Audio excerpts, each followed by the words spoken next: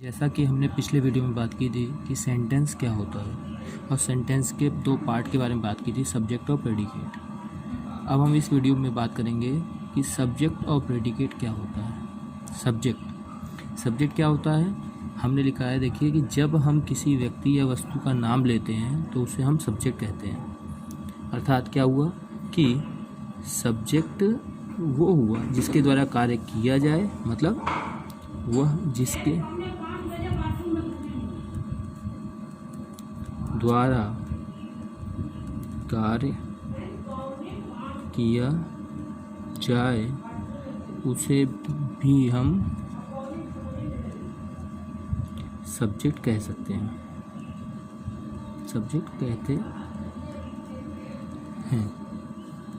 मतलब क्या हुआ कि वह व्यक्ति या ऐसे चीज़ जिसके द्वारा कार्य किया जा रहा है तो उसे हम क्या कहेंगे, सब्जेक्ट। जैसे अभी सब्जेक्ट की बात करते हैं, सब्जेक्ट के पार्ट्स।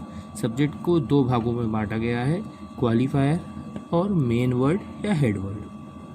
क्वालिफायर को तीन पार्टों में बांटा गया है, डिटरमिनर, एडजेक्टिव, एडजेक्टिवल फ्रेज और मेन वर्ड।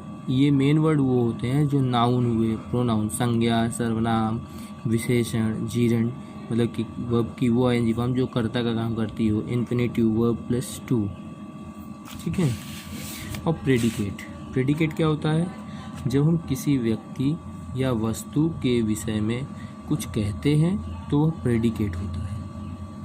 मतलब समझ आया कि ऐसी चीज़ जैसे कि ऐसे समझ लीजिए, जैसे कि हमने कहा, मान लीजिए राम गोज, मतलब क्या हुआ, राम जो है यहाँ पे क्या है, वो सब्जेक्ट है और गोज क्या है, प्रेडिकेट। कैसे, मतलब कि हमने क्या कहा, हमने सब्जेक्ट के बारे में आपको क्या बताया कि जब हम किसी व्यक्ति या वस्तु का नाम लेते हैं, हमने राम का नाम लिया है तो राम क्या है, सब्जेक्ट। और गोज हमने क्या लिखा, जब हम किसी व्यक्ति या वस्तु के विषय में कुछ कहते हैं, हमने राम के बारे में कुछ कहा, क्या कहा, वह जाता है, क्या कहता है, वह जाता है, वो जाता है, तो वो क्या कहलाएगा, प्रेडिकेट। और ये राम क्या हो गया, सब्जेक्ट। प्रेडिकेट को तीन भागों में बांटा गया है, वर्ब क्रिया, ऑब्जेक्ट कर्म और कॉम्प्लीमेंट मतलब पूरक। ऑब्जेक्ट के भी दो पार्ट होते हैं, वर्ब के भी होते हैं, लेकिन उसे हम आपके वर्ब के चैप्टर में पढ़ेंगे।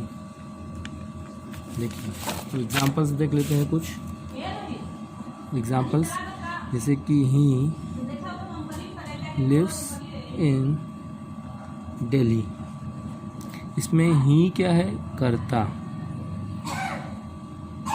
और लिव्स इन दिल्ली ये क्या हो गया, प्रेडिकेट। जैसे हमने लिख लिया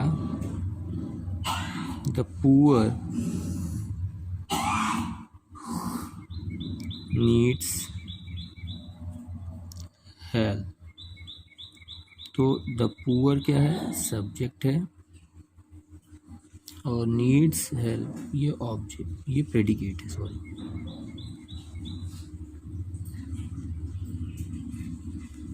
ये प्रेडिकेट है। इसी प्रकार से कई एग्जाम्पल होंगे। हमने अभी आपको बात की थी, देखिए हमने यहाँ पे बताया कि अब हम बात करते हैं सब्जेक्ट में क्वालिफायर क्या होगा और मेन वर्ड क्या होगा। क्वालिफायर के जो पार्ट है, डिटरमिनर, एडजेक्टिव और एडजेक्टिव फ्रेज की पहले बात कर लेते हैं हम। हमें पहले बात करनी है डिटरमिनर की। तो डिटरमिनर क्या होता है, डिटरमिनर से आप ऐसे समझ सकते हैं कि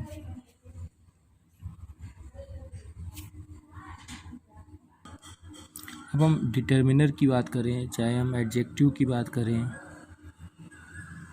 चाहे एडजेक्टिवल फ्रेज की बात करें, ये तीनों ही चीज़ें क्यों होती हैं, इन तीनों चीज़ों का प्रयोग किया जाता है इनके बाद। किसके प्रयोग किया जाता है, इन तीनों ही चीज़ों का प्रयोग किया जाता है इनके बाद आने वाले क्या, इनके बाद क्या आता है, आपने पढ़ा था अभी, हमने आपको पिछली वीडियो में बताया था आपको यहाँ पे हमने कि मेन वर्ड, क्या, मेन वर्ड, मतलब कि इनके बाद आने वाले हेड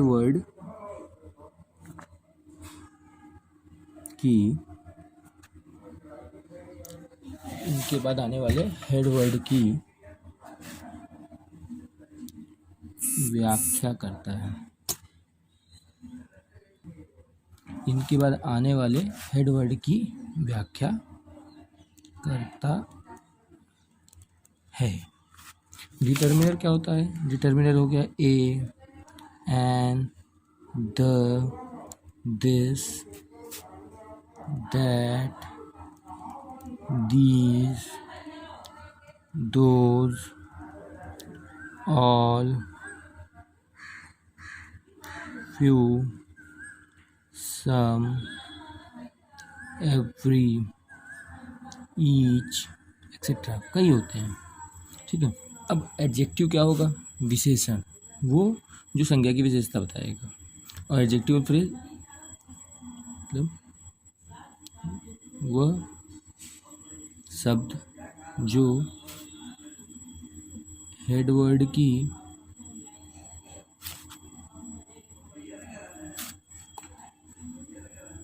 व्याख्या या विशेषता बताएगा उसे एडजेक्टिव कहेंगे। और वही अगर कोई समूह, कोई शब्दों का समूह हेडवर्ड की व्याख्या करेगा, हेडवर्ड की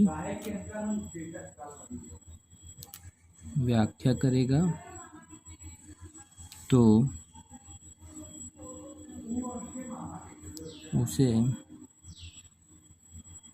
एडजेक्टिवल फ्रेज कहेंगे। कुछ एग्जाम्पल देखते हैं। एग्जाम्पल जैसे देखते हैं हम